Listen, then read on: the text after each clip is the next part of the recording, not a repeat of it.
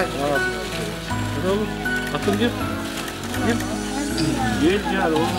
Bak bu.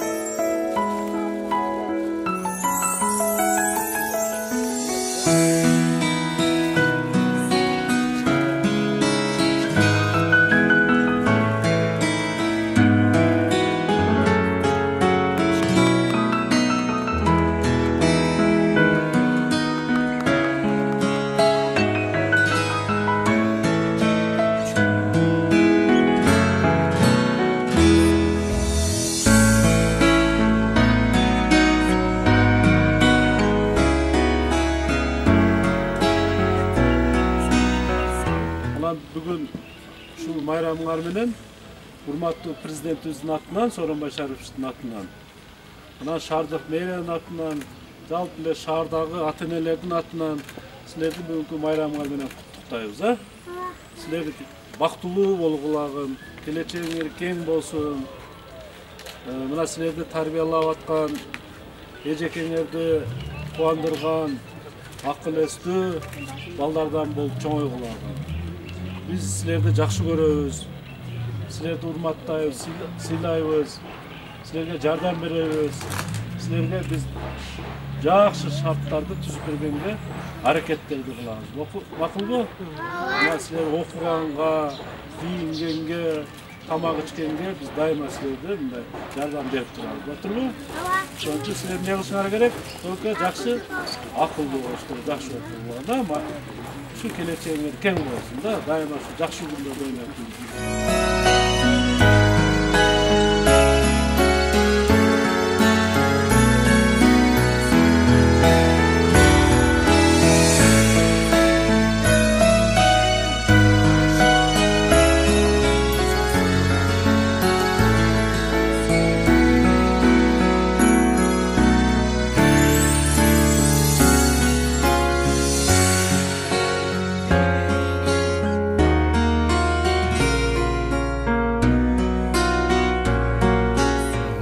Жаштагы Нурбек деген жаш бала атасы ушундай кырсыкка учурап, атасы экөө жалгыз турат экен, апасы да рак оорусунан ооруп кайтыш болгон экен. Анан ушунун тагдырын ушу бизге жеткенде келип, ушу бала менен баарлашып, майрам менен куттуктап, эмне жардам деп, мына үйлөрү жок экен, ушул үйдү бүтүргөнгө да жардам берели деп ушул атайын келип атабыз. Эми шаардагы мына азыр балдар үйүнө барганда ал жердеги бир үй бүлөдөн 5 жаш бала мына тоголок жетим экен.